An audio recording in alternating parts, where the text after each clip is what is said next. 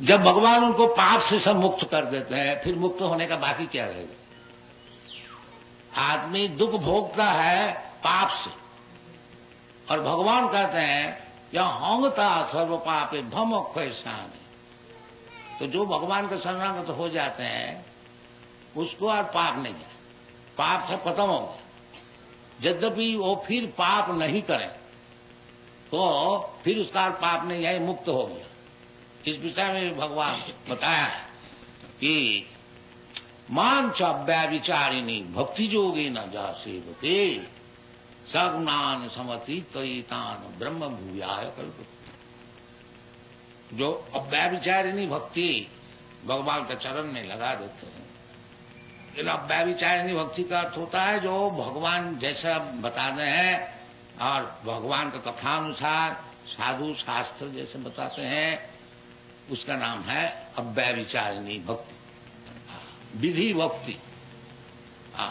जैसे बड़े बड़े आचार्य लोग विधि बताए हैं कि स्वयं विधि सब भगवान ही बताया है, दूसरे का बात छोड़ दीजिए।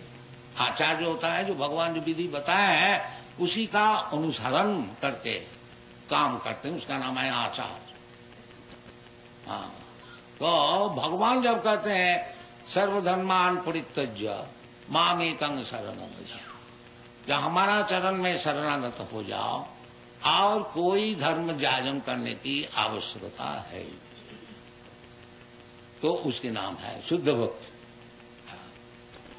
जो शास्त्र में जैसा दूसरे दूसरे देवता को पूजन करने के लिए बताया, तो किसके लिए बताया? जो कि कामी है, जो कि दुनिया में भोग करने को चाहते, उसके लिए। कामस्त हितो ज्ञान जजंते अन्न देवता। जो अन्न देवता का भोजन करते हैं, पूजन करते हैं, कौन है? वो कामस्त हितो ज्ञान, वो काम के द्वारा उसको ज्ञान शून्य हो गया, इसलिए तो दूसरी देवता को भक्ति करते। वो दूसरी देवता से जो कुछ मांगते हैं वो क्या भगवान नहीं दे सकते? दूसरी देवता लोग क्या है कि भगवान का नौकर चाकर है, तो मालिक क्या नहीं दे सकता?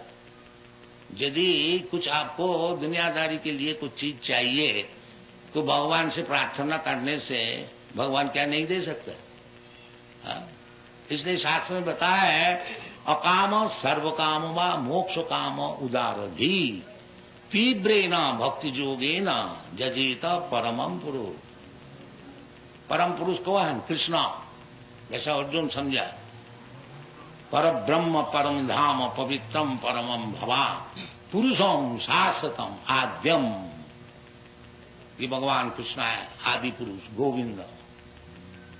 तो दुनिया में 3 प्रकार के लोग होते हैं। एक तो है अकामी, जिसको कोई कामना है ही नहीं, जिसको भगवान को मिल गया है उसका कुछ कामना ही नहीं। शामीन कृतार्थ हो उसमें बरंग न जासी।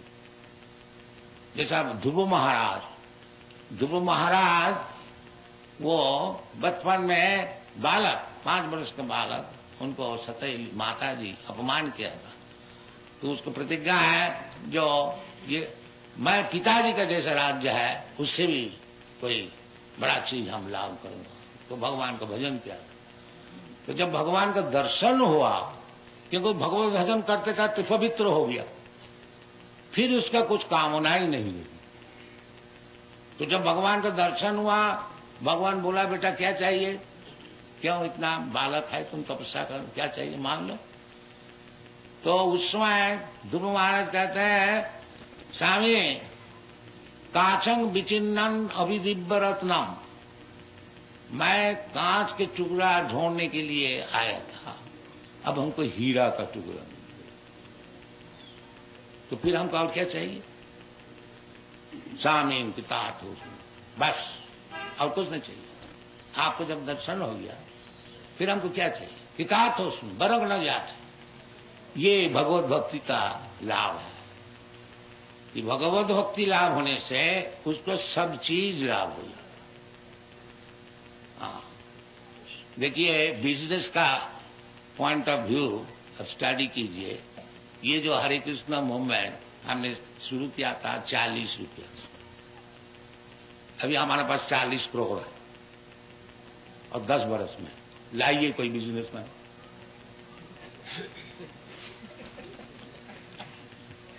लाइए कोई बिजनेसमैन, और 102 सेंटर है। बिजनेसमैन कितना ब्रांच खोल सकता है? ये बात सही है कि जग लब्धा चापरंग लाभंग मन्नते नाधिकंग तथा, जिसको लाभ हो जाने से फिर कोई लाभ का चीज ही नहीं है, सब लाभ है, ऐसी चीज है भगवत भक्ति।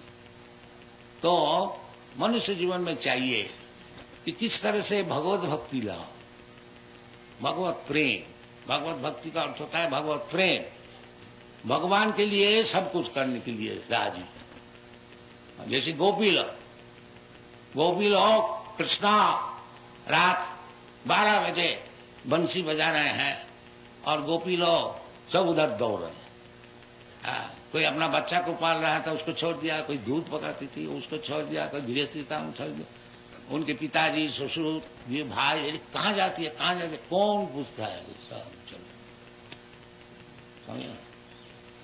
इसलिए चैतन्य महापुरुष बताए जो गोपी लोग जैसा भजन किया था, ये भगवान के लिए अपना धन प्राण मन और संसार और प्रतिपत्ति कोई नहीं, सब छोड़ दिया।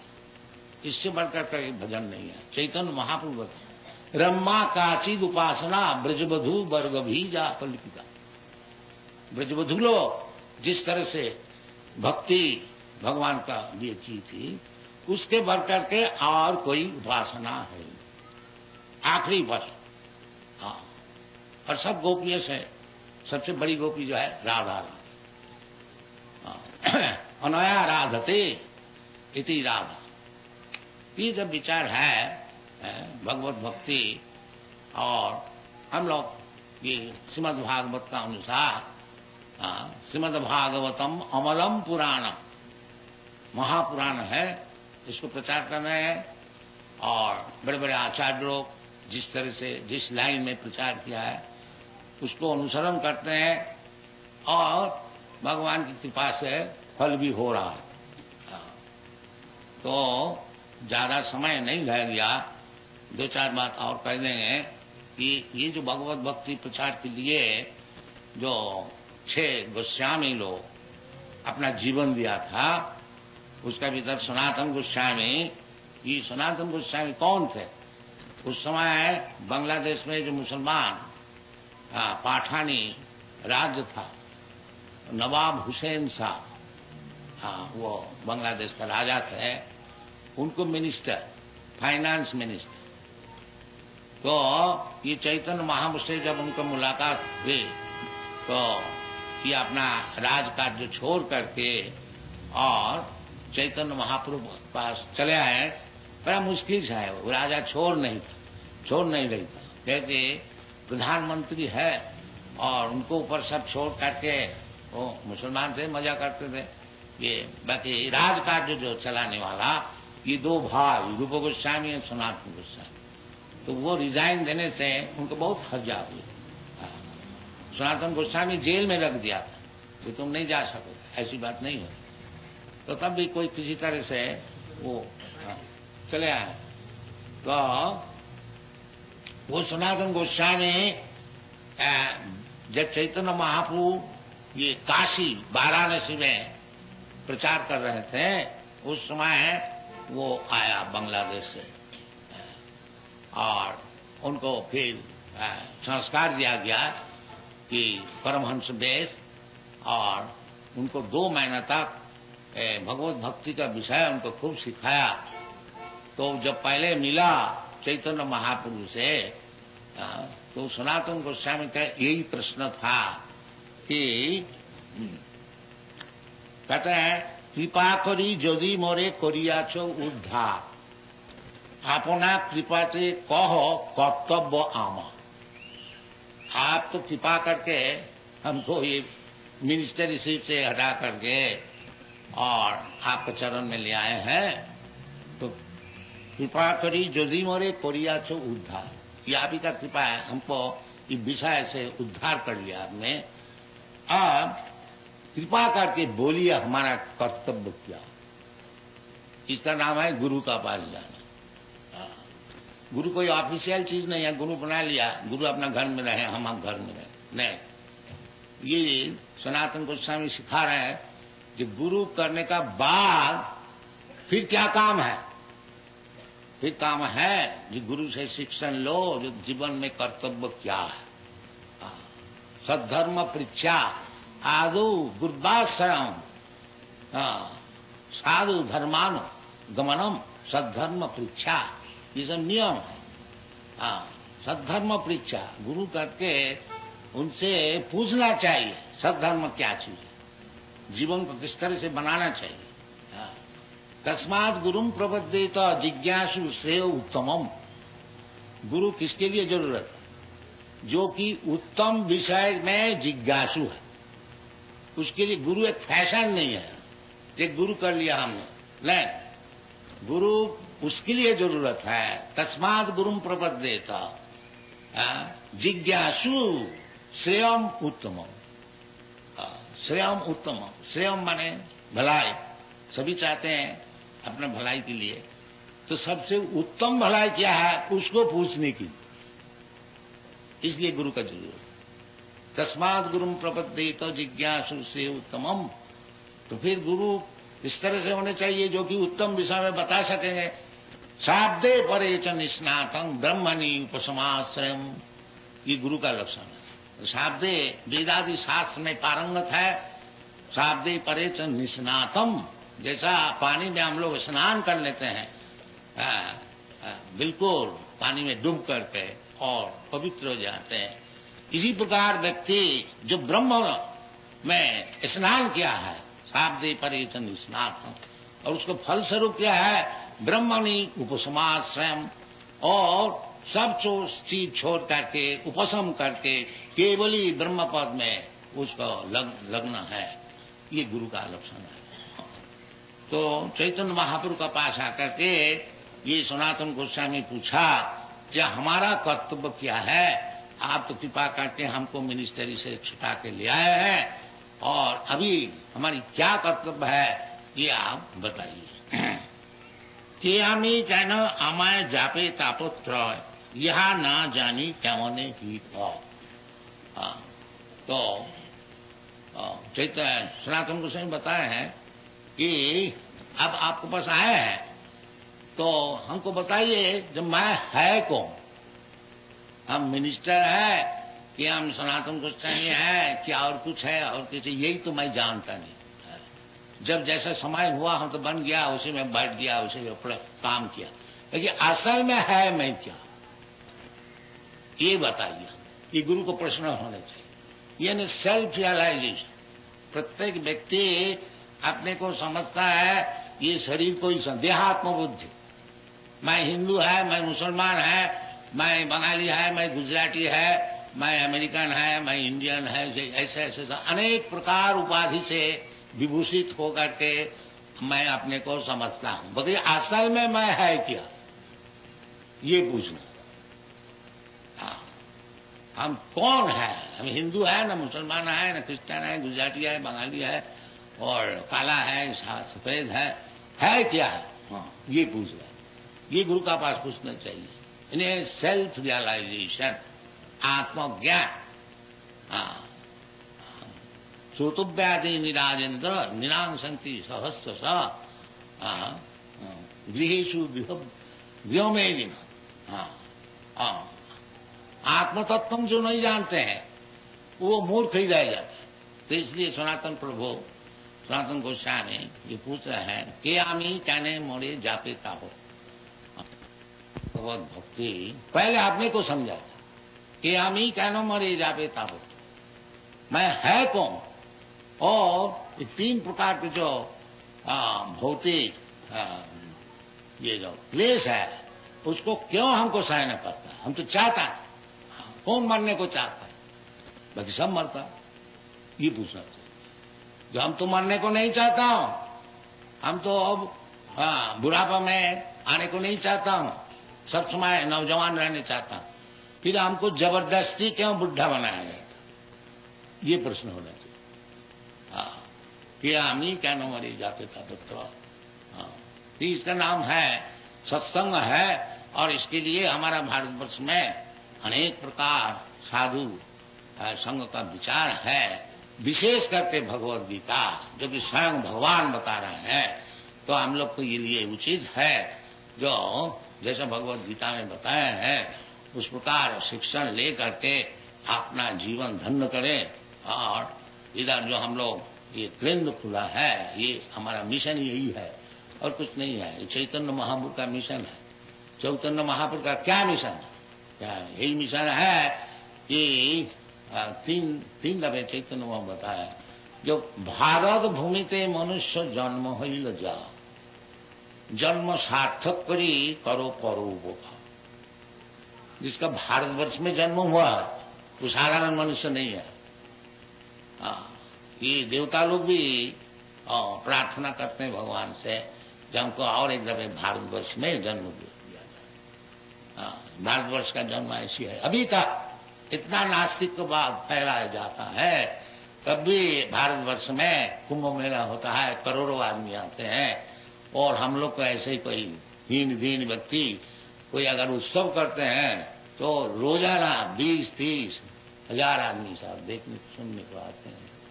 ये भारतवर्ष है। इसलिए चैतन्य महाप्रभु विशेष करके बताया है भारत में कि भारत भूमिते मनुष्य जन्म हुई जा, जन्म सार्थक करी करो परोपकार। तो आप लोग सब भारतीय है, भारतवर्ष में आप लोग को जन्म हुआ था, इधर आए हैं व्यवसाय के खातिर में और कुछ करते नहीं। बाकी ठीक है, बाकी चैतन्य महाप्रभु कहते हैं आमार आज्ञाएं गुरु हैया तारो यही देश। जो हमारी अभ्यास है, आप लोग सब भारतीय जितने हैं सब गुरु हो जाएगी। हमारा आज्ञाएं गुरु हैया तारो यही देश। आप लोग अफ्रीका में आए हैं, ये अफ्रीका देश को उद्धार कीजिए, ये आप लोग का कर्तव्य।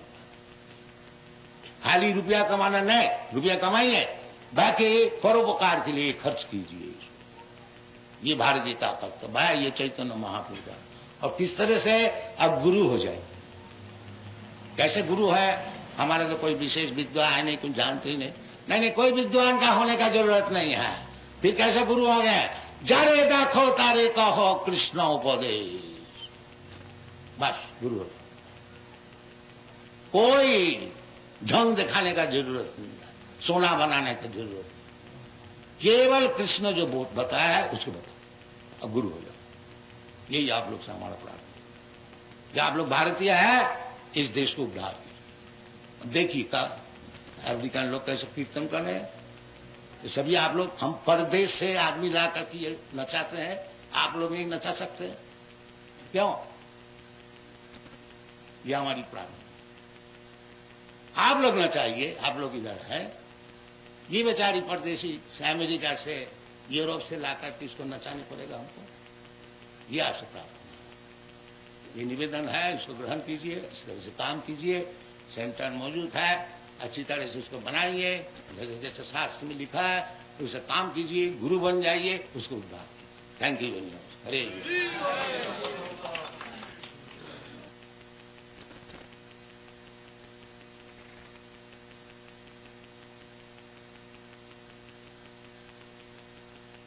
राजा साहब, सज्जनों, हमारे लिए तो एक मुश्किल है। मैं गुजराती तो बोल ही नहीं सकता हूँ और हिंदी भी कोई विशेष ठीक नहीं बोल सकता हूँ। खैर, आप लोग क्षमा कीजिएगा।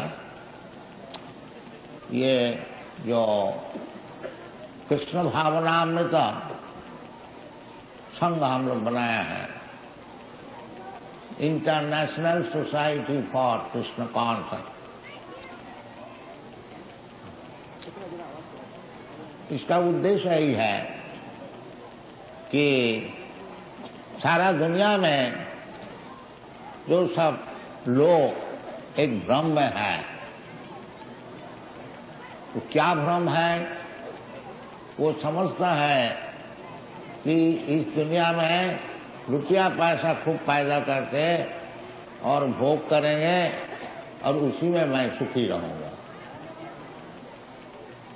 ये सब दुनिया में चल रहा है। तो किसी तरह से रुपया ले आओ और भोग करो। पाश्चात्य देश में इसको कहते हैं hedonism, eat drink B Mary and enjoy.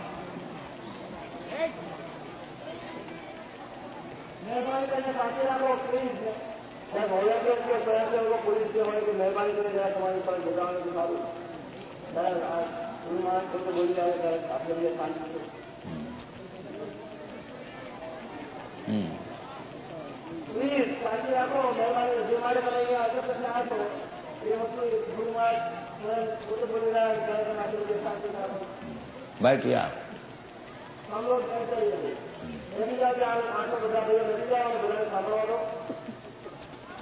तो श्री चैतन्य महाप्रभु आज से 500 वर्ष पहले ये संकीर्तन मूवमेंट आंदोलन, संकीर्तन भगवान का नाम का प्रचार, भगवान और भगवान का नाम कोई प्रभेद नहीं है। नाम चिंता मणि कृष्ण, शास्त्र में बताते हैं जो भगवान का नाम जो कृष्ण और भगवान का नाम जो राम, ये स्वयं भगवान है। नाम चिंता मणि कृष्ण।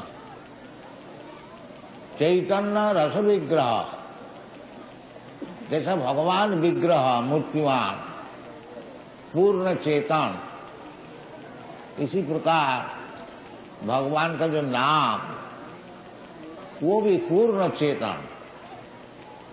नाम चिंतामणि कृष्ण चैतन्य रस विग्रह। उसका और अच्छी तरह से समझाने के लिए शास्त्र कहते हैं पूर्ण शुद्ध नित्य मुक्त अभिन्न त्याग नाम नाम। ये नहीं समझना चाहिए कि भगवान नाम से बहुत बड़ा है, नाम कुछ छोटा है। नहीं, जैसा नाम भगवान जैसा सर्वशक्तिमान, इसी प्रकार भगवान का नाम भी सर्वशक्तिमान। नाम नामकारी बहुधा निज सर्वशक्ति तत्रार्पिता। ये भगवान का नाम, भगवान की सब शक्तियां उसमें है।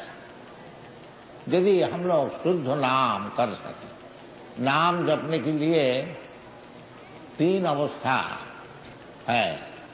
एक नाम अपराध और एक नामाभास और एक शुद्ध नाम। नाम अपराध, पहले हम अपराध होता है कि बहुत से आदमी ऐसे ही समझते हैं कि हरे कृष्ण नाम जपो और दुर्गा नाम जपो, काली नाम जपो, ये और कोई देवता का नाम जपो, सभी एक है। ये नाम अपराध।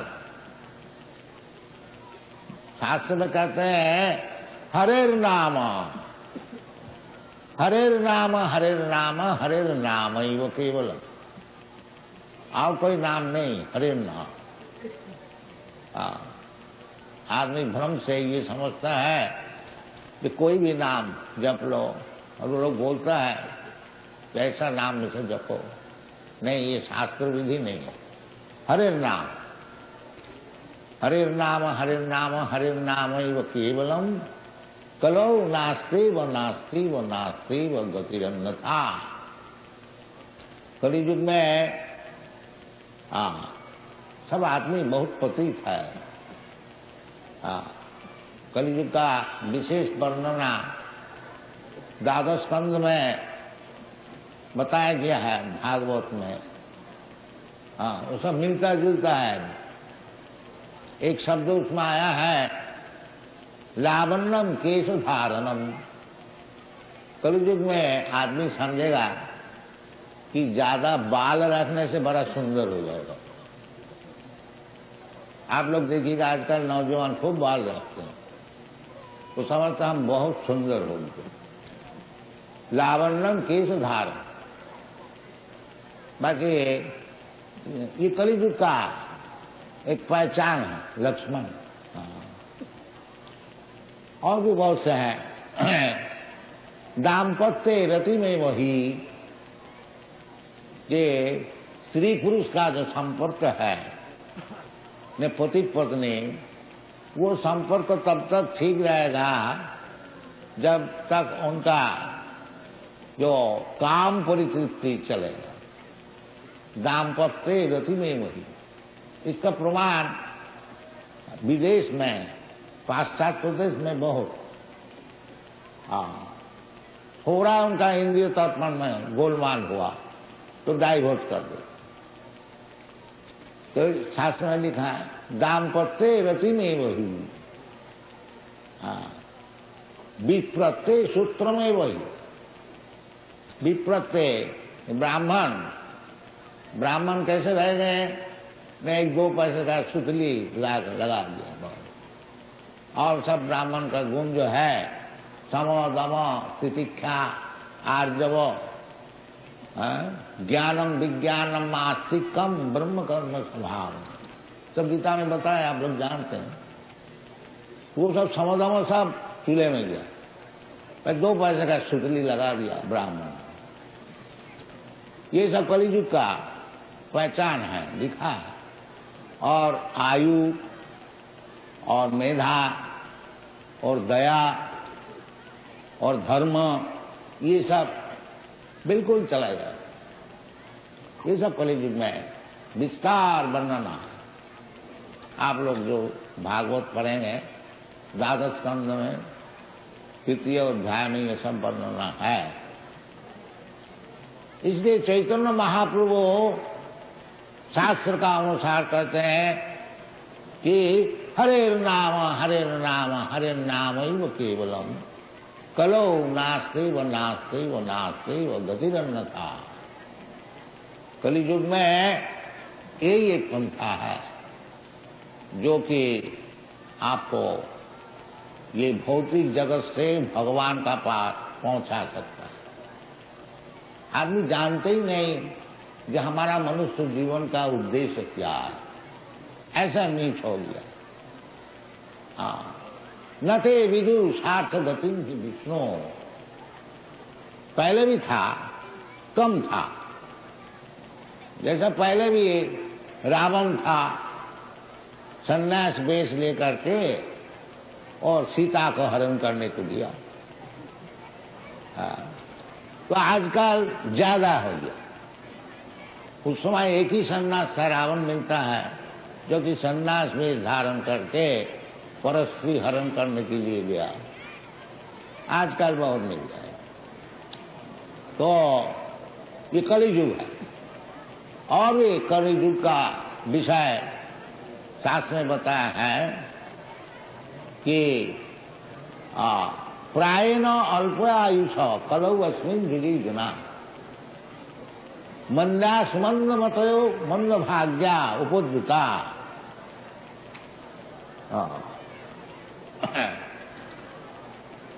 उपद्रव क्या क्या चीज है वो भी बताया है। दुर्भिक्ष करो पीड़िता, एक तरफ से खाने को चीज नहीं मिलेगा और दूसरी तरफ से गवर्नमेंट खूब टैक्स लगाएगा। दुर्भिक्ष करो पीड़िता, आदमी सब परेशान होकर के आच्छिन्न दारिद्र्येण गच्छन्ति गिरिकाननम। बहुत ही कलियुग का जो दुर्दशा की वर्णना है शास्त्र सब दिया हुआ है और उपाय भी बता दिया। ये कलियुग में जीवन को सफल करने के लिए एक ही उपाय है, ये भी सुखदेव गोस्वामी ने बताया। कलौ दोष निधि राजन अस्ति जी को महान गुना कीर्तनादेव कृष्ण सा मुक्त संग परम भजे। अनेक प्रकार विवेचना है शास्त्र में, उसी का अनुसार ये हरे कृष्णा आंदोलन हम लोग सारा दुनिया में फैला रहा हूँ और उसका कुछ कुछ फल भी मिल रहा है। आप लोग देख रहे हैं ये सब यूरोपियन अमेरिकन बॉयज गर्ल्स बच्चे भी अब सामने देख रहे हैं। एक बरस बच्चे भी नाच रहे हैं। यह ऐसी चीज है। नित्य सिद्ध कृष्ण भक्ति साध्य कभी न है, श्रवणादि शुद्ध चित्ते करो उदय। भगवत भक्ति, भगवान कृष्ण का भक्ति जो है वो कोई सिखाने का चीज नहीं है, वो भीतर में सबका हृदय में है। नित्य सिद्ध परपेचुअली नित्य काल है, क्योंकि भगवान से हम लोग का बहुत घनिष्ठ संपर्क है। जैसा पिता पुत्र, पिता से पुत्र का संपर्क बहुत घनिष्ठ है। बहुत दिन पिता चाहे पुत्र परस्पर छोड़ करके अगर विदेश में रहा, फिर बहुत दिन बाद जब मिलते हैं तो वो जो पिता पुत्र का स्नेह है वो अटूट रहता है। इसी प्रकार भगवान से हम लोग का जो संपर्क है वो अटूट है। बाकी कलियुग में पाप का कारण वो ढका हुआ, उसको जगाने के और कुछ चेत दर्पण मार्जनम, वो जगाने के लिए चित्त दर्पण जो है, दर्पण का अर्थ होता है वो आईना जिसमें से आप लोग का आपका स्वरूप देखते हैं, वो मैला से ढक गया, उसको साफ करना, चित्त को साफ करना। इसलिए हम लोग कृष्ण कौन सा स्नेह, कृष्ण भावना अमृत, भावना तो है हम लोग को, अनेक विषय हम लोग सोचते हैं, सोच के काम करते हैं। बिना भावना एक सेकंड भी हम लोग नहीं रह सकते हैं। वो भावना को शुद्ध करना चाहिए, केवल कृष्ण को भावना होना चाहिए, बस जीवन सफल। इसका नाम है कृष्ण भावनामृत। श्रील रूप गोस्वामी बताया है कृष्ण भक्ति रसोभाव, कृष्ण भक्ति रसोभावामृत क्रियताम यदि कुतो विलंभते। रूप गोस्वामी बताया कि कृष्ण भावनामृत यदि कहीं आपको खरीदने को मिले तो आप बहुत जल्दी खरीद लीजिए। कृष्ण भाव रसम, कृष्ण भाव रसामृतमती प्रियताम यदि कुतो विलंभते। तो ये चीज खरीदने के लिए कुछ दाम देने पड़ेगा तो वो भी बताया। तत्व लौलम एकलम मूल्यम, यदि आप कृष्ण के लिए थोड़ा लोभी हो जाएंगे, ये इसी जीवन में हमको कृष्ण चाहिए, जैसा हम लोग रुपया के लिए लोभी हो जाते हैं, सुंदरी स्त्री के लिए लोभी हो जाते हैं, उसी प्रकार यदि कृष्ण में लोभी हो जाएंगे तो हमारा जीवन सफल होगा। यही पद्धति, यही हम लोग सिखा रहे हैं। भगवान खुद ही बताया भगवद गीता में, मैया सत्य मना प्रार्थना जोगन गुंजन मदाश्रय असंख्य समग्र माम यथा गैस्यति तत्व। भगवान में लोभ होने का आसक्ति, जैसा हमारा आसक्ति है दुनिया में, ये धन में, स्त्री में और पद में हाँ, ये सब हम लोग चाहते हैं, इसमें आसक्ति है। इसी प्रकार आसक्ति यदि भगवान में हो जाए तो हमारा जीवन सफल हो जाए। वही चीज कृष्णा, ये जो कृष्णा कॉन्शियसनेस मूवमेंट है, किस तरह से दुनिया का आसक्ति कृष्ण में हो, ये हम लोग का प्रयास है और कुछ। तो भगवान खुद बताएं कि मैया सक्त मना प्रार्थ योग, ये योग किस तरह से कृष्ण का चरण में आसक्ति हो, इसका नाम है भक्ति योग। तो भक्ति योग जिस तरह से हो, वो प्रहलाद महाराज बहुत दिन पहले बताए हैं। श्रवणं कीर्तनं विष्णु स्मरणं पाद सेवनम अर्चनं वंदनं दास्यम सखम आत्मनिवेदनम।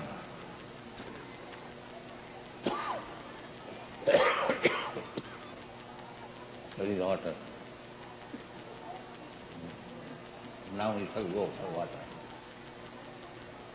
ये श्रवण है प्रधान, भगवत नाम श्रवण। अतः श्री कृष्ण नामादि, ये नाम श्रवण, हरे कृष्णा, ये श्रवण से हम लोग पहले शुरू करते हैं। केवल श्रवण में यदि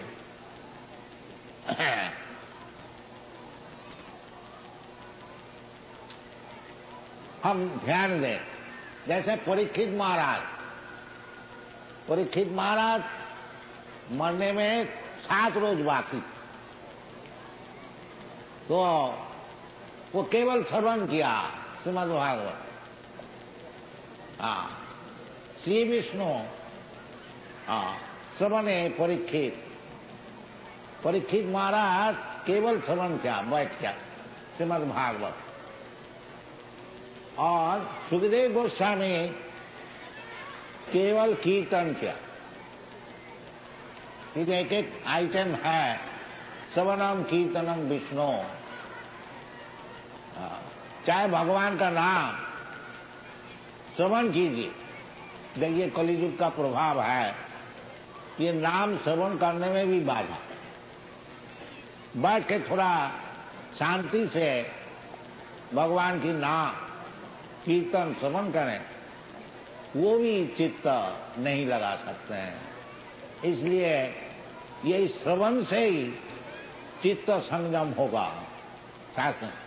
चेत दर्पणमार्ग, पहले वो ठीक नहीं लगता है।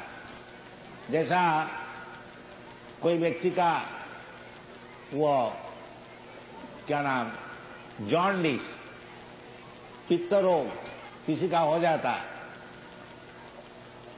तो उसको मिश्री दीजिए, वो बोलता है ये तीत है, कटु है।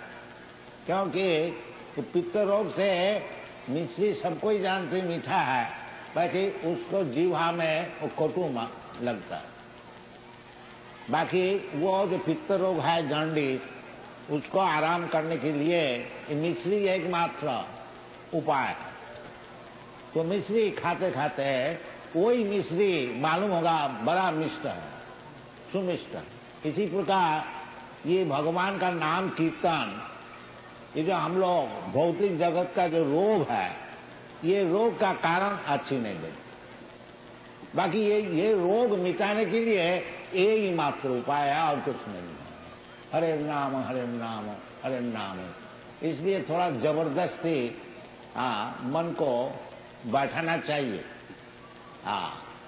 यही है साधना। अभ्यास योग युक्ते न चेतुषा नान्यगामिना।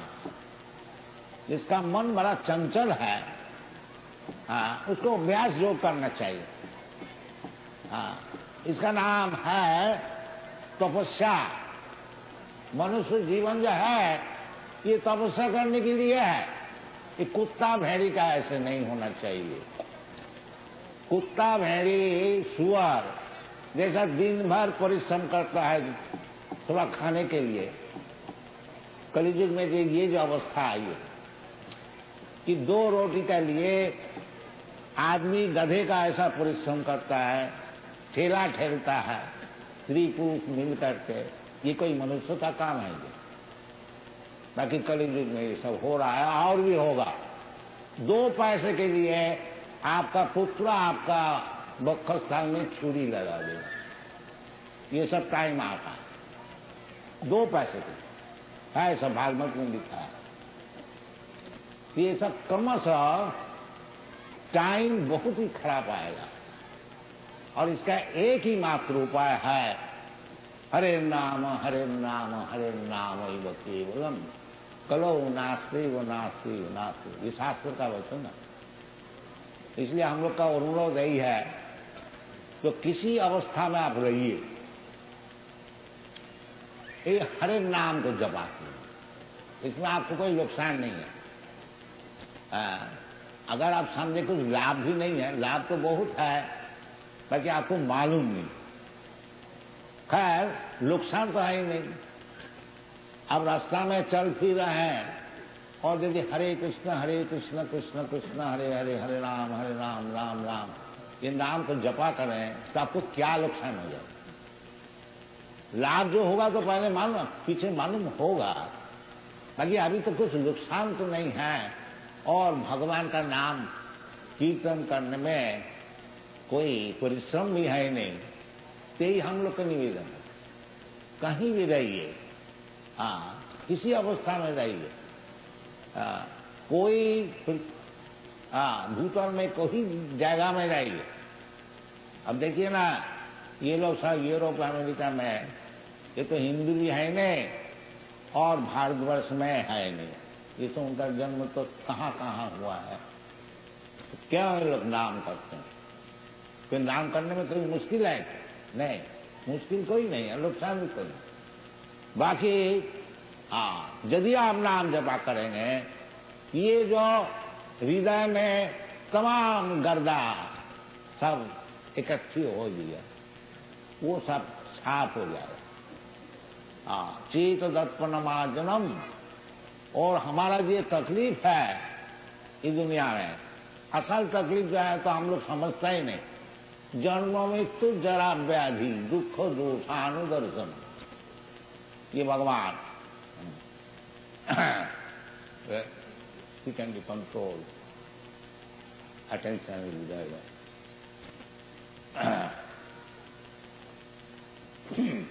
तो चित्त दर्पण मार्जनम, जब चित्त दर्पण मार्जित तो हो जाएगा, साफ हो जाएगा, जैसा ऐनक है हम लोग, उसमें अगर गर्दा है वो साफ कर दिया जाए तो आपको जो सुंदर मुख है वो आप देख सकेंगे।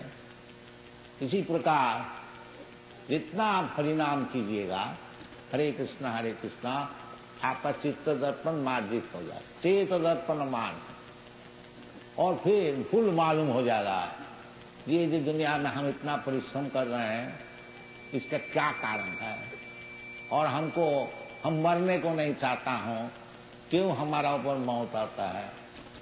हम बुढ़ा होने को नहीं चाहता हूं, क्यों मैं बुढ़ा हो जाता हूं। हम रोग नहीं चाहता हूं, क्यों रोग हमारा पर जबरदस्ती आता है। ये सब प्रश्न का उत्तर आपको मिल जाएगा, चेत दर्पण मार्जनम।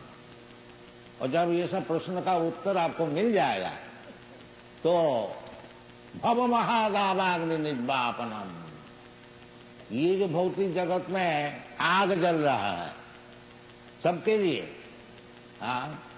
वो जो बड़े बड़े गवर्नमेंट मिनिस्टर है उसके लिए भी आग जल रहा है, और जो रास्ता में रोजाना नौकरी करके रोटी पका उसके लिए भी आग जल रहा है।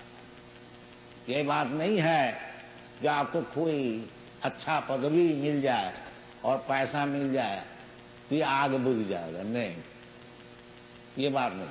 ये सब हम लोग साक्षात देखा है, हम नाम लेने नहीं चाहते। वो चलता है भव महादावाग्नि। दावाग्नि, इसको नाम क्यों लिया गया है? दावाग्नि का अर्थ होता है वो जो जंगल में आग लगता है उसका नाम है दावाग्नि। वो जंगल में कोई आग लगाने को नहीं जाता है दुश्मनी करके। बाकी प्रकृति का ऐसा ही नियम है, वो जंगल में भी आग लग जाती।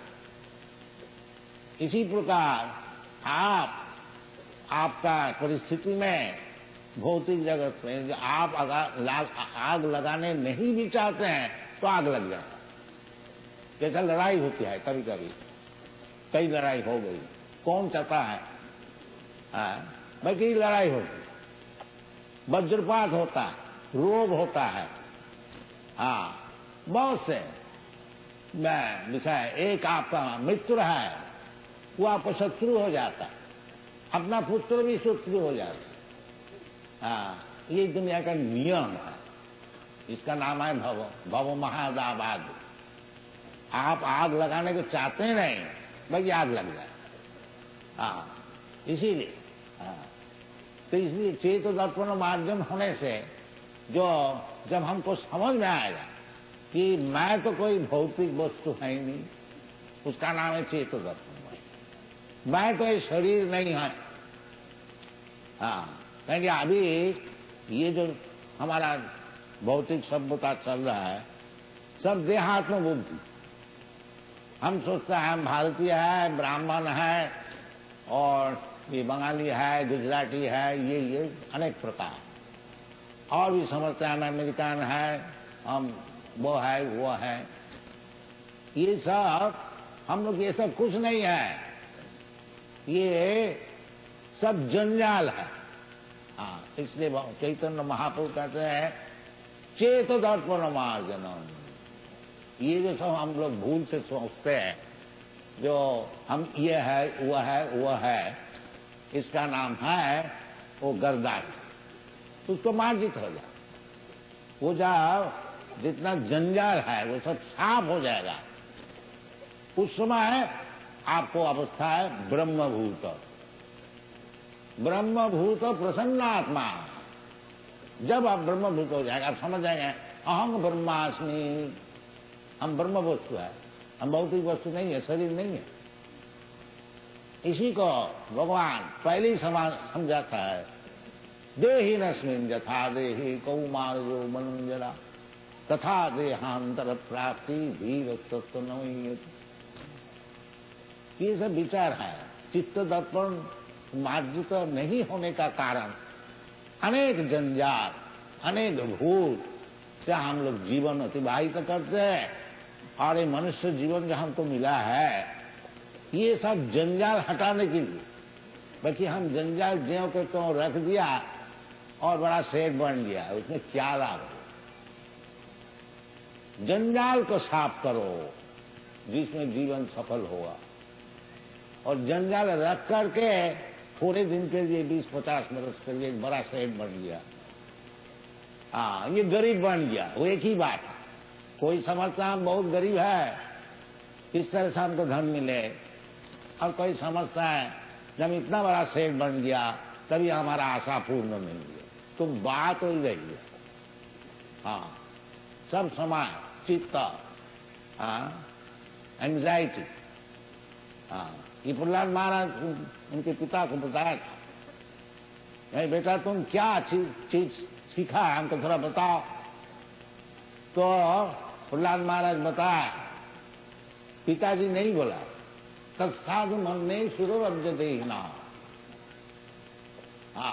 पिताजी आप तो असुर का श्रेष्ठ है, असुर वर्ज मीन श्रेष्ठ, बहुत भारी असुर है। तो पिता को बोला, तत्साधु मन ने असुर वर्ज देहिना, जो ये शरीर लिया है भौतिक शरीर, उसके लिए ये उचित है क्या, न हित्यात्मघातम गृह अंधकूपम बनम गतो जद हरिमाश्रय का। जो ये जो शरीर मिला भौतिक शरीर, इसके लिए सब समय हमको चिंतित रहना पड़ता है। तत्साधु मन ने सुरवज्ञ देखना सदा समुद्विग्न ध्यान असद ग्रहा। ये जो असद वस्तु शरीर में धारण किया है, इसके लिए सब समय समुद्विग्न रहने पड़ेगा। और यदि आप ये समुद्विग्नता से छुट्टी लेने को चाहते हैं तो हित्यात्मघातम गृह अंगकूपम वनंगतो जद हरिमास है। इसलिए हमारा जो वैदिक सभ्यता है, वानप्रस्थ वन में जाना, पंचाशुद्धं वनं व्रजेत, ये शास्त्र के निर्देश है। जहां 50 वर्ष हो गया अब वन में जाइए। तो वन में तो जाने का आजकल सामर्थ्य नहीं है, अभ्यास नहीं है, तो इसलिए कम से कम वृंदावन में आइए। हम लोग वृंदावन में को भारी मंदिर बना है और आने का जगह है। आप लोग जिसका 50 वर्ष ऊर्ध्व हो गया सब आइए, उधर रहिए, भगवत चर्चा कीजिए और जीवन को सफल कीजिए। वनंगत वो जद हरिमा, खाली वन में जाने से नहीं होगा, वो तो बंदर भी रहता है, बंदर नंगे रहते हैं, फल भी खाते हैं, बड़ा सात्विक जीवन, ताकि एक एक बंदर का 2-2, 3-3 दर्जन ओवन चाहिए। उस प्रकार वन में जाने से कुछ फायदा नहीं। वन में जाइए, हरिमाश्रय का, भगवान का आश्रय ग्रहण कीजिए, ये शास्त्र का निर्देश। तो जहां तक हो हम लोग सब सुविधाएं देने के लिए प्रयत्न कर रहा हूं। तो आश्रम भी बना रहा हूं और मंदिर भी बना रहा हूं और रहने का जगह भी है। तो कम से कम 50 ये जो सिद्धांत है कि हम कभी घर छोड़ेंगे नहीं, ये ठीक नहीं। तो फिर सदा समुद्र विघ्न धिया मसुत दिखा हित्यात्मघातम गृह अंगकूपम, ये वैदिक सभ्यता नहीं। वैदिक सभ्यता है वर्णाश्रम धर्म, ये असल धर्म है। 4 वर्ण 4 आश्रम, 4 वर्ण ब्राह्मण क्षत्रिय वैश्य शूद्र, ये जरूर होना चाहिए, नहीं तो समाज उच्छृंखल है। ब्राह्मण समदम तितिक्षा, ये सब विद्वान होकर के सबको सिखाएंगे, क्षत्रिय शासन करेंगे और वैश्य अन्न उत्पादन करेंगे, अब शूद्र जो कुछ जानते हैं नौकरी करेंगे बस। इसी प्रकार ब्रह्मचारी, वानप्रस्थ, गृहस्थ, सन्यास, ये सब नियम को पालन करना चाहिए, तभी सुखी होंगे। और केवल स्वर्ग गधा का ऐसा परिश्रम करते लाओ पैसा लाओ, ये कोई सिविलाइजेशन नहीं, इसमें दुनिया नाश हो गया। तो इसलिए हम लोग का आप लोग से निवेदन है कि ये जो कृष्ण कॉन्शसनेस मूवमेंट आंदोलन है, इसको अच्छी तरह समझिए। ये कोई मैन्युफैक्चर नहीं है, एक हमारा मगज में कोई बुद्धि आगे लगा दिया, नहीं, ये जगलरी नहीं है, साइंटिफिक वैज्ञानिक शास्त्र सम्मत। इसको आप लोग अच्छी तरह से समझिए, इसको लीजिए और जिस तरह से आपका जीवन सफल हो सके इसके लिए कार्य कीजिए, इतना ही आप लोग से निवेदन। और वो सब काम बड़ा सुंदर से हो जाएगा यदि केवल आप ये हरेर नाम ही होती है, चेत दर्पण हो जाएगा, चित्त दर्पण मार्जित हो जाएगा। ब्रह्मभूत प्रसन्नात्मा, चेत दर्पण मार्जनम भव महादावाग्निपातनम श्रेय कैव चंद्रिका वितरणम विद्यावधु जीवनम आनंदाम्बुधि वर्धन। यदि आप इस लाइन में आइएगा तो आप आनंद चाहते हैं, आनंदमय अभ्यास, जीव मात्र आनंद चाहते हैं, भगवान भी आनंदमय है और भगवान का अंश स्वरूप जो जीव है वो भी आनंद ढोते हैं। तो सुखम मात्रम तिकम जब का अतीन्द्रिय ग्राह्यम, जो वास्तविक आनंद है वो तो अतीन्द्रिय वस्तु है, ये भौतिक वस्तु नहीं है। रमन्ते जोगिन अनंते सत्यानंदे चिदात्मनि इति रामोपदेनासो पर ब्रह्म विधीयते। ये शास्त्र में भगवान रामचंद्र का विषय बताया कि राम माने परब्रह्म, कृष्ण माने परब्रह्म, परब्रह्म परम धाम पवित्रम परमम भगवान। और भगवान राम और भगवान कृष्णा, हरे कृष्णा हरे राम, ये कोई फर्क नहीं। जब आप शुद्ध नाम कीर्तन करेंगे तो समझ लीजिए कि भगवान रामचंद्र, ये बलराम, कोई भी राम, भगवान का एक परशुराम हुआ, एक बलराम हुआ और एक भगवान रामचंद्र हुआ, सभी एक है। तो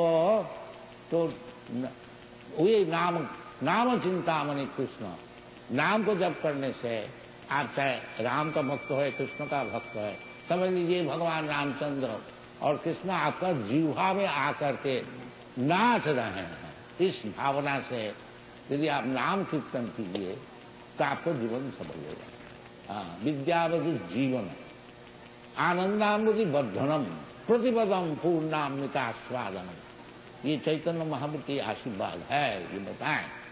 तो आप लोग जिस अवस्था में रहिए, और इसके लिए कोई पैसा खर्च नहीं है, एक दफे देख लीजिए जो हरे नाम करने से क्या क्या फायदा। सब समय कीर्तनीय सदा हरि।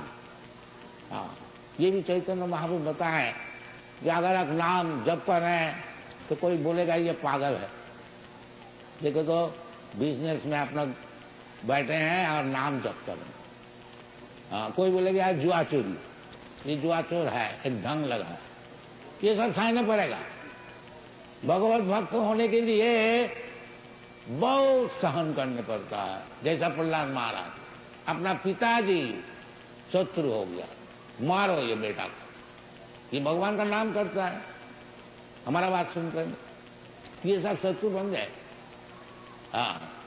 तो ये सब होते हुए भी तिनादपि सुनीचेन करोरपि सहिष्णुना अमानी नामान देना कीर्तनीय सदा हरि, ये सब सहन करके भगवान का नाम जपा कीजिए, जीवन आपको सब सफल हो जाएगा। Thank you very much. Hare Krishna.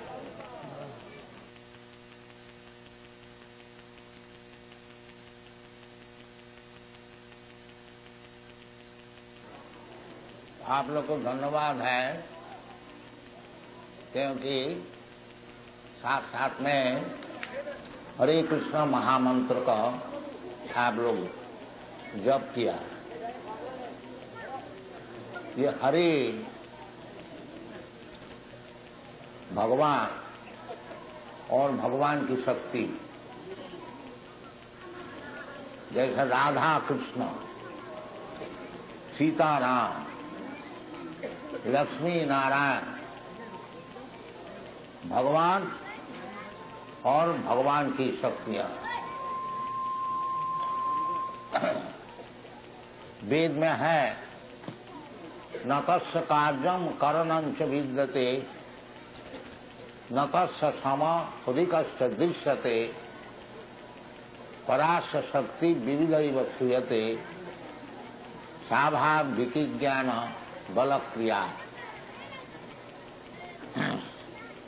जो भगवान जो है उनको कोई काम करने का जरूरत नहीं है। जैसा हम लोग देख रहे हैं, कोई धनी आदमी हो, कोई बड़ा आदमी हो, मिनिस्टर है, वो अपना हाथ से कुछ काम नहीं करता, बाकी उनको नौकर चाकर बहुत है। इसी प्रकार भगवान जो है उनको हाथ से कोई काम करने की जरूरत नहीं। न तस्य कार्यम करणं च विद्यते, और न तस्य सम, भगवान का समान, जैसे भगवान है ऐसा हम भी है, ये राक्षसी प्रवृत्ति है। भगवान का समान कोई है नहीं और भगवान से ऊंचा भी कोई है। न तस्य सम अधिक, सब भगवान से नीचे है। तो ये जो राधा कृष्णा हरे कृष्णा, ये भगवान से प्रार्थना है, वे हे हरा, भगवान की जो शक्ति आप, और हे कृष्णा, हे भगवान, आप दो मिल करके हमको आपकी सेवा में लगाइए। क्योंकि जीव का जो स्वरूप है वो भगवान की सेवा करने के लिए। चैतन्य महाप्रभु बताया है, जीवेर स्वरूप है नित्य कृष्ण दास। जीव का जो स्वरूप है वो भगवान का दास है। बाकी वो स्वरूप भूल करके ये भौतिक जगत में वो मालिक होने को चाहते, इसलिए ऐसा उनका दुख।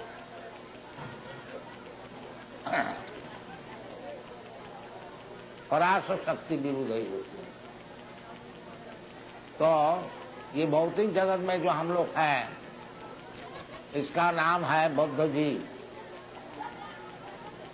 ये भूल गया भगवान का नित्य दासत्व, भूल गया माया का दासत्व में उसको समय नष्ट हो रहा है।